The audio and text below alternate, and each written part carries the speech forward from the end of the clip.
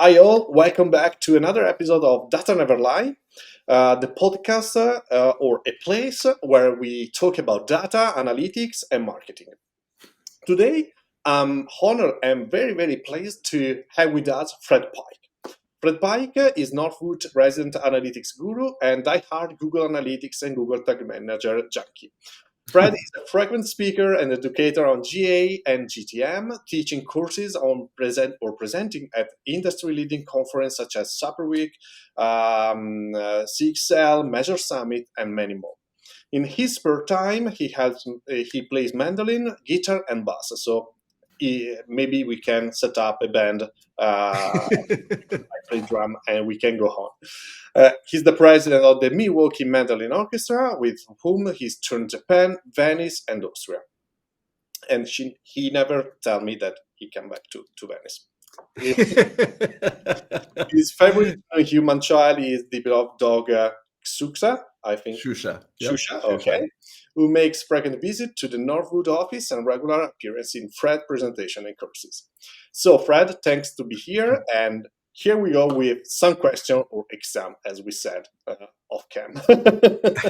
Enrico, I'm so delighted to be here. First, I followed you, and what you do is great. Plus, you're a drummer. I mean, awesome. That was my first instrument was accordion, but drumming is really what got me into guitar eventually. So I love drummers. Yeah, it's not a lovely instrument for the neighborhood, but no. It could be something that we can manage when I come to Milwaukee or you come to Venice. All right, sounds good. And I loved Venice, by the way. I had such a great time there with the Milwaukee Mandolin Orchestra. We loved that place. We want to have you with all the orchestra back, so we can hear from you what you can do with musicians and so on. Okay. Coming down to earth. Oh, we're going to talk about analytics, huh? Yeah, unfortunately, we need to talk about analytics and data. The first hot question, the big switch or the big one, depending on if we are waiting for some earthquake, is related to the switch between Google Analytics Universal and GA4. What do you think? You know, I've been a GA4 fan really early on. I mean, I think we set it up at Northwoods in 2020 is when it officially came out of beta was when we set it up. So that was October, I think. And so it's just a little over 3 years now. And I mean, there are obviously things missing in it. But for me, the biggest thing was I love the event model. I think that's such a great framework for tracking user interactions, for measuring user interactions, and I compare it to how we approach life. So if I say, "Hey Enrico, I just bought a new guitar," you would say, "Oh, what did you buy? You know, is it electric or is it acoustic? What brand is it?" And that's the event model. The event is bought a guitar. The parameters are the brand, the electric or acoustic, the type of strings, you know, and so it just makes so much sense to me that whole model that GA4 is based on. It's how I think about life. So I really like GA4. Now, do I miss Universal? I do. I mean, we were all so used to the interface. We knew how to get to everything.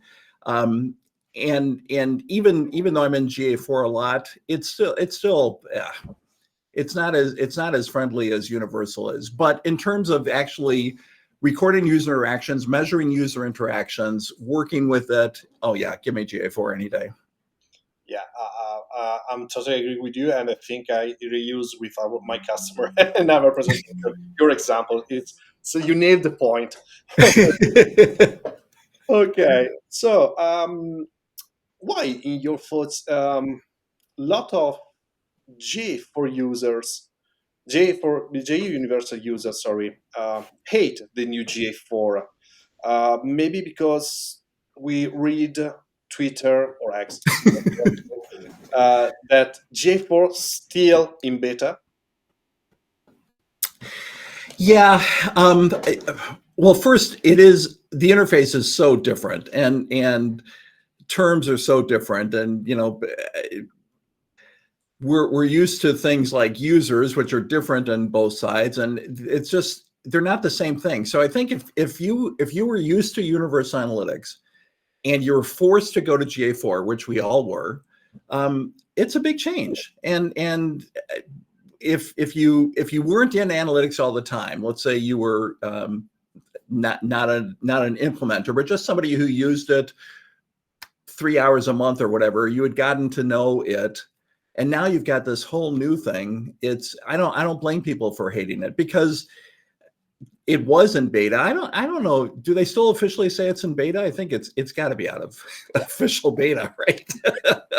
But they're still making improvements. They're still adding things, which hadn't happened in Universal Analytics for a long time. So I think it's just the change in where is the data that I want and how come I can't get at it. Yeah. I think that people, for example, view the improvement that they made as something that, okay, still in beta because we need this type of feature, but as they did for Universal, like user ID or something like that. So it is Right. improving going on, as we could say, I think. Yeah, and when we changed from classic to universal, I don't know, 8 years ago or whatever, that was a pretty simple change. The UI didn't change at all. So I'm not sure most people even knew that had happened. But here, changing the whole model, changing the user interface, that is a tough change. I get that. And when all of a sudden you have 3 different source mediums, first user, traffic, and attribution, it's like, what do you mean? Give me what I had before. Yeah, it's pretty scary. Yeah. A lot of data, and maybe there is a lack of communication, maybe from Google, how to use that type of data, maybe. Yeah. And Enrico, this is interesting. So right when it came out, like I think that was December of 2020, I attended a webinar that two GA4 product managers put on. I don't remember who they were, but their whole thing was, we want to create a simpler product. Universal Analytics had 120 different reports, and if you weren't in it all the time, you didn't know where to go. And I understand that, because UA, if you weren't in it all the time, it could be confusing. So they said, we want to create a simpler interface, fewer options. We're just going to make it easy for the casual user.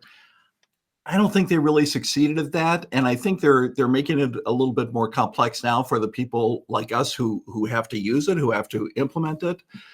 So I'm not sure that was a great plan right from the beginning, but I do understand. I mean, that helped me understand the limitations of GA4 right from the start, is that, okay, they're trying to make it simpler for people who aren't in this all the time. And that's why I remember I wrote a blog post early 2021 saying, if you're an implementer, if you're an analyst, you are not going to be getting your information from the UI. You're either going to be using explorations, or at that point, Google Data Studio or BigQuery. I mean, that's how you're going to do your analysis. It's not going to be in the UI, which is where you could do a lot of your analysis in Universal Analytics. True, and I think in the early stage, when I talk about GA4, I said that there are no more one-man shows. People that combine data analysis, data architecture, data science, SEO, SEA, and something like that. We need people that is focused only on analysis, analytics, analysis, whatever you want to call it. Yeah. This is something that still in my mind, and I think is how Google want to move on, but there is a lack of communication, again, related to that. Because you cannot give to another people, as we did with Universal. You can use this type of information, then create your report, or you can understand that page views was under content for each type of customer. Now it could be inside the UI. You can use exploration. It's something that maybe we need, as actor related to analytics words, we need to explain to people. Yeah, I think you're right. The lack of communication to the general population has hurt them. I would agree, and has made people not like GA4 too much. Although, I don't see as many posts these days about, oh, I hate GA4. That seems to have died down some, or maybe I'm just missing it. I'm not on Twitter very much anymore, so maybe that's why. But I think people, we've now had 4 months since the rollovers, and so it is what it is. You're going to be using GA4, love it or hate it, or you're going to go to P-Week Pro, or you're going to go to something else. Sure. As someone said, it's a market, baby. So.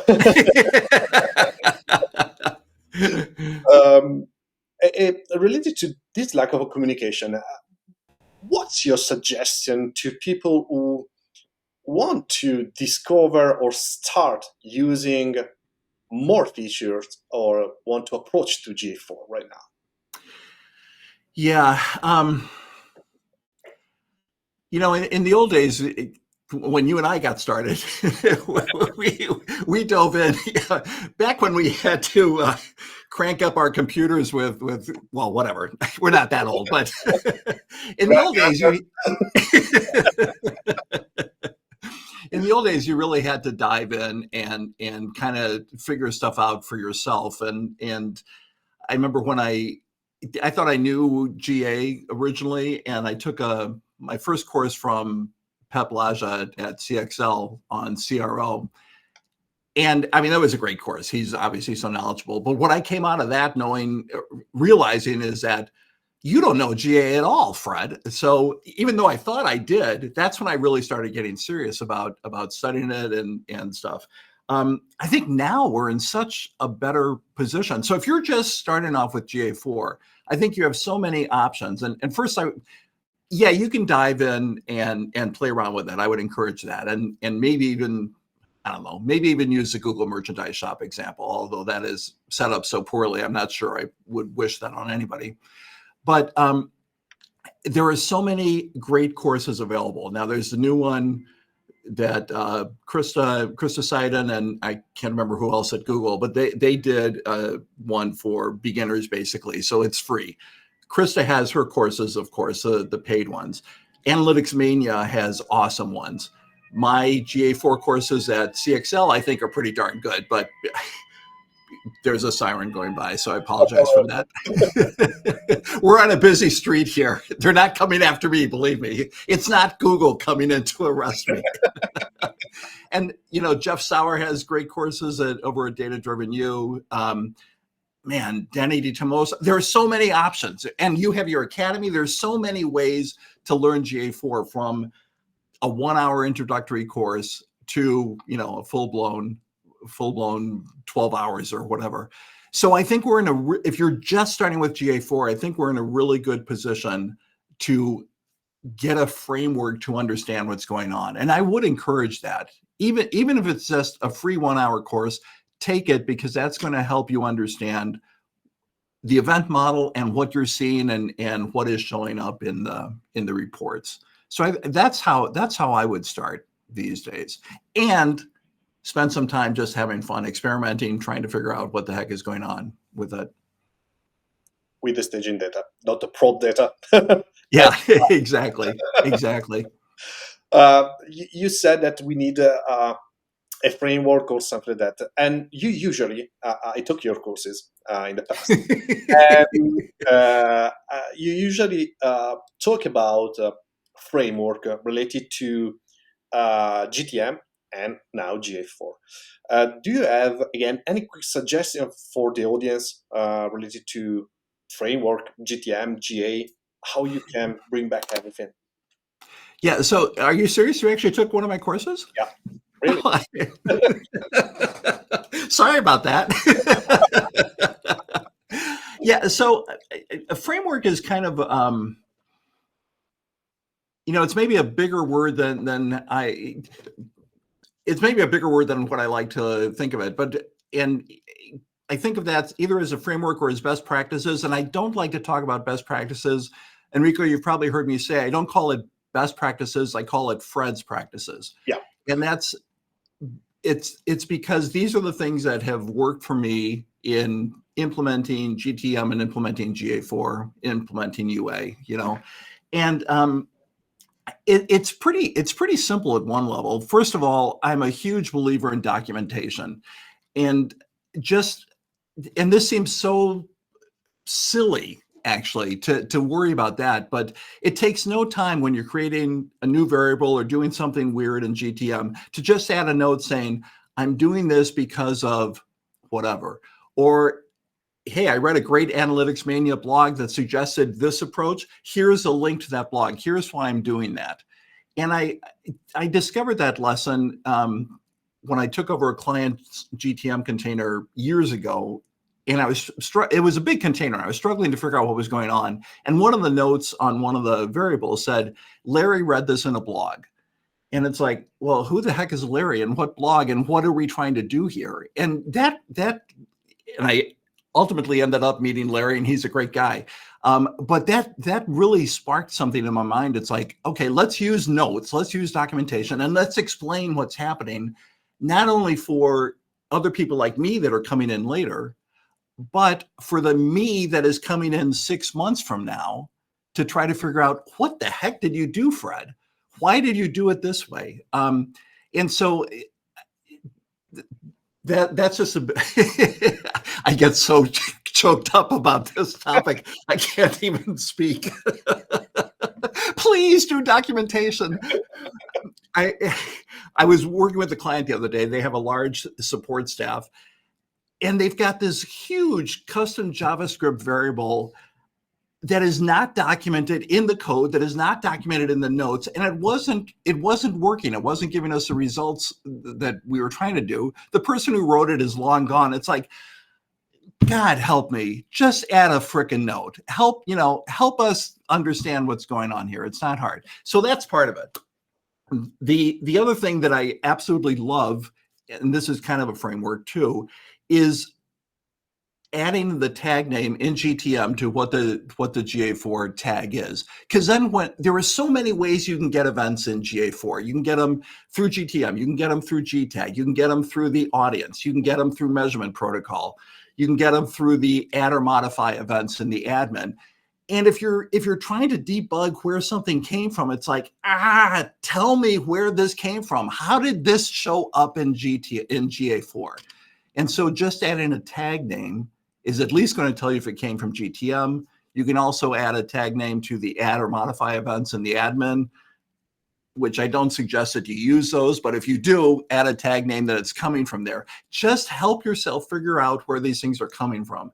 So I always think about it, what is going to help me? My framework is what is going to help me debug in the future? Yeah. What's going on here? What is going to explain to me what's going on here? And I think at Measure Summit, I called it my 3D: debug, document, and discern. So the framework is what you need to do to help you understand what's going on in whatever you're creating. Yeah. There, I'll get off my soapbox. I feel you, and I know the situation because it's without documentation, especially in GA4 and in this period that we could rely on a lot of tools that we can implement with Tag Manager is something that we need. A sort of, I can say, diary where you can take notes related to what you did, why you did this type of configuration, something like that is very, very useful instead of publish GTM without any notes, any. Yes, Enrico. Oh my God. Just spend a minute and write in the description when you publish the container what it's doing. That has proven so helpful to me over time. Yeah. And something is not clear for me why you only click publish now without notes. Yeah.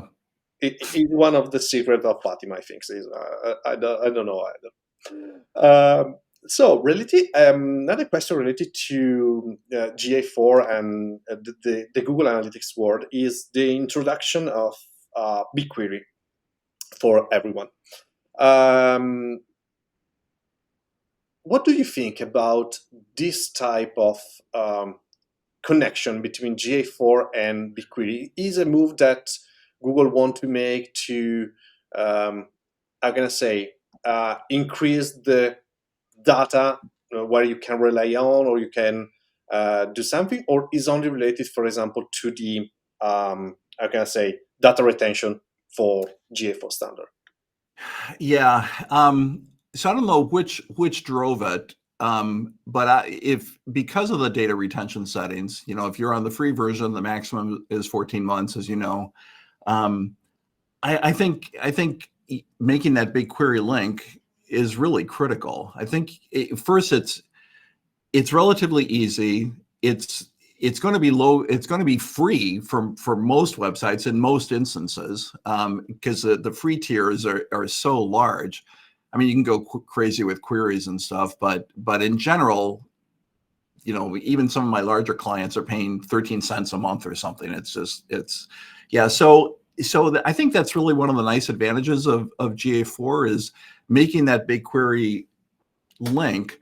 And even if you're not a SQL junkie, or even if you don't know how to spell SQL, that's my favorite joke, by the way, how to spell SQL. But you could have laughed, Enrico. I didn't have to force it. But anyway, even if you don't know what to do with it, at least the data is there, and someone will know how to do with it. And that someone may be ChatGPT and you who's going to be doing that. And there's so much happening in that arena.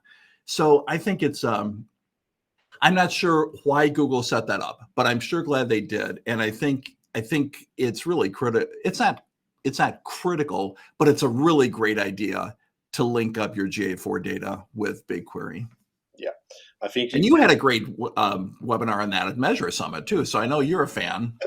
Yeah, I'm a big fan of integration between I'm gonna say online and offline related to analytics, BigQuery, and data coming from stores and stuff like that. It's something that Yeah. we believe on, and we can get critical. I'm gonna say increasing of conversion related to audiences or something like that. But it's a step I think that you can do when your customer is in the medium high value of data, not in the early stage, because you need to prepare data and stuff like that. So Right. Yeah. The mess. Talking about the present, what do you think about the state of the art of analytics right now? I'm so depressed over the state of the art of analytics. and so I'm not really depressed, but I like you, I get clients who come to me with issues, right? And they're not coming to us because they've got a great setup. They're coming to us because things are broken or whatever. And so maybe it's just what I'm exposed to, but I see so many bad, crappy setups. It's just depressing. And even people who should know better aren't doing great setups. So the art of analytics, yeah, I don't think we're there. And I struggle, Enrico, actually, whether, is it better to just use something like Clarity and let it run and forget trying to do everything else, because so many times everything else is set up so poorly, you might as well not even have it. So sometimes I despair on the state of analytics, on the art of it. So I don't know. Do you share that despair at all, or? We can create a focus group on psychologists to analytics work. I know a lot of people that are a little bit desperate related to this work. Okay, and Yeah. now a quick step forward. It's two questions, maybe related one to each other. Um, the first thing is what you think about artificial intelligence and how could help us during our routine, our works, and so on. And the second one is is in your mind a new great step that could be in the pipeline for GA4? So in your mind, maybe could help people to resolve problem? Yeah. So the first one, oh man, I think, I mean, I'm using ChatGPT all the time for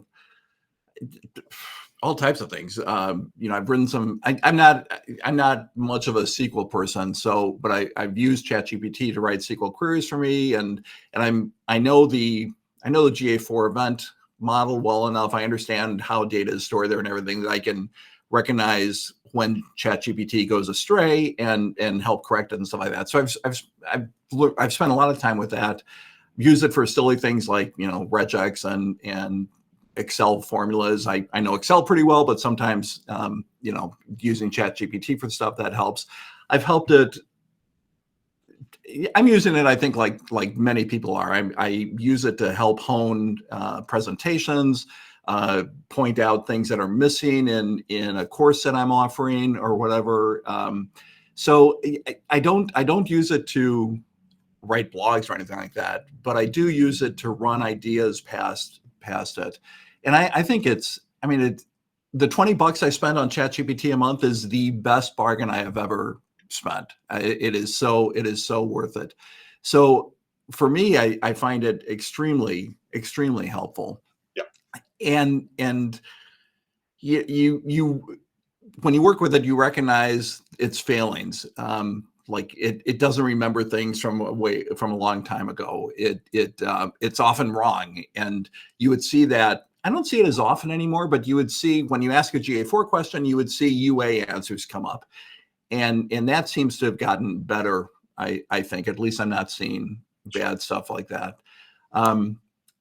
So yeah, I think it's. I hate to use the word revolutionary, but it is. Sure, it is such a help in the day-to-day work that I do. So can that help in GA4 and better understanding of that? Absolutely. I think we haven't even begun to dip our toe into how that's going to help us in the future. Once it